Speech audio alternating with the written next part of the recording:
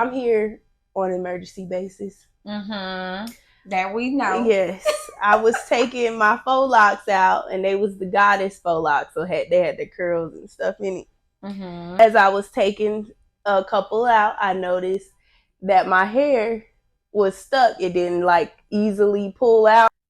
My lock was raveled with nail glue attached. It wouldn't just slide off. It wasn't just set ends. It was glued in. Yes. So the extension hair was glued to your natural hair.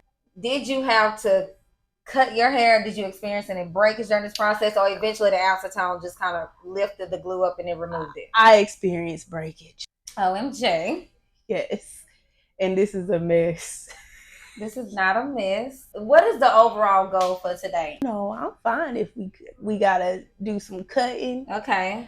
Because originally I wanted to have like a bob, like a shoulder length type bob. Like a swing bob. Yeah.